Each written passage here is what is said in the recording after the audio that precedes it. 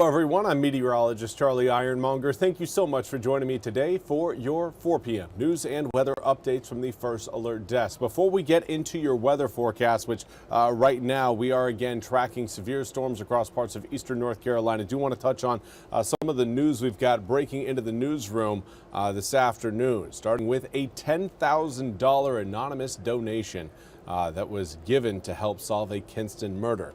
Now, the Kinston-Lenoir County Crime Stoppers say they received the anonymous donation for the unsolved murder of Brad Brady. The 45-year-old man was found dead on April 9th outside his apartment on Rose Vista Drive. The 45-year-old man had been stabbed in the chest. Anyone with information on Brady's murder should call Crime Stoppers at 252-523-4444.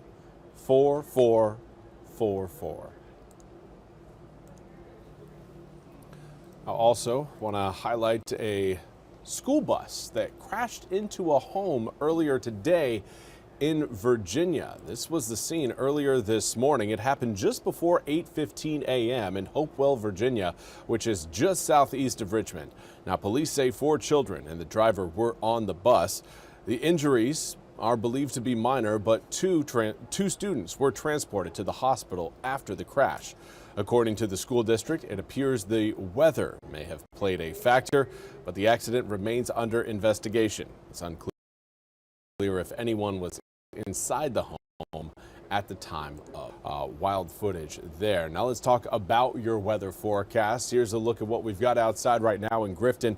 Again, had some strong storms, even severe storms over parts of Grifton earlier today. Well, right now, a lot of that severe weather threat continuing to work its way up towards the Albemarle Sound. We've got a severe thunderstorm warning in effect right now for portions of Pitt County in kind of near the Grimesland area, extending over towards Old Ford, Washington included within that severe thunderstorm warning. But right now it does look like that whole system is moving just to the north of Washington. Here's kind of a look at exactly what we are seeing as far as our Washington cam goes. And again, it's right off the side there. We're going to see if we can move that camera a little bit, give you guys a better look again at that downpour. There you can see it a little bit better, but that is that severe thunderstorm that you're seeing on your screen right there. In fact, here's another look. You can just see how dark those clouds are on the other side of that rooftop.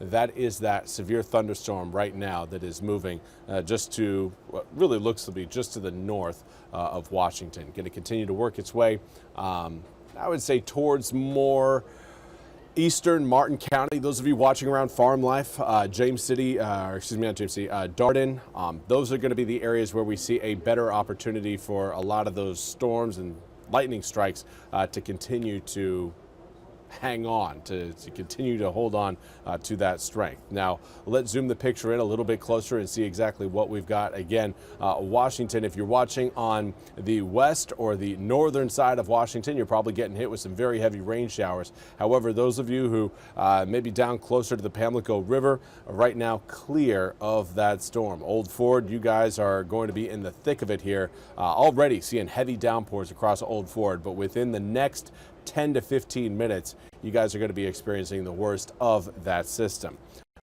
May actually get some hail out of that system. The severe thunderstorm warning for, again, another probably 15, maybe even up to 30 minutes, but we still have more rain sitting further back towards the west that will try to work its way through parts of eastern North Carolina. I also want to highlight that we are seeing again downpours and even a thunderstorm right now over Richlands in northern Onslow County. That will continue to work its way towards Trenton. So for those of you watching in central Jones County, heads up, you've got a thunderstorm heading your way, likely be here within the next, we'll say 30 minutes. Possibly up to 40, but I think 30 is a pretty good estimate. Here's a look at what models are showing. Again, as we head through the rest of this evening, more showers and storms will persist until we get to sunset. Once we get past sunset, a lot of the storms that will be present over eastern North Carolina will start to weaken. These are heat-driven storms. without the heat of the sunshine, you're really going to have a tough time keeping those storms together and keeping them alive. So that's what we are really tracking as we head through this evening. Waking up tomorrow morning, a lot of those storms are going to be well off of our coast. However, we could see additional development of more storms, particularly on the eastern side of Highway 17, coming up tomorrow afternoon to tomorrow evening. Not a great chance, but certainly a chance we are continuing to keep an eye on. Now, air temperatures over the next several days going to hold in that low to mid 80s range.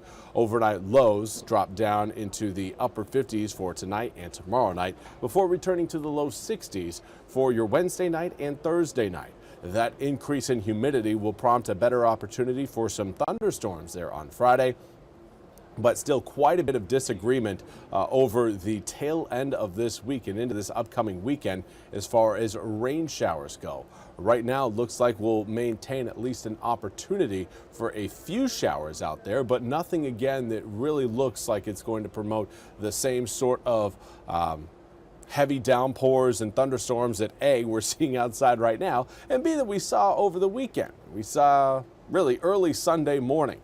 Nothing like that coming up here as we head to the tail end of this week, at least not as of right now. I do want to highlight, though, Mother's Day, 75 degrees, overnight lows in the mid-50s. That will make Mother's Day feel very comfortable outside. But with that 20% chance of rain, you are going to want to make sure you've got a plan B, an inside plan B ready to go just in case the worst does happen. The worst being, again, thunderstorms. Well, that's all we have time for today's 4 p.m. news and weather update from the First Alert Desk. I want to thank you all so much for joining me today. We'll be back with more news and weather coming up at the top of the hour. Until then, I hope you all have a wonderful Monday. Happy Cinco de Mayo, and we'll see you on Tuesday.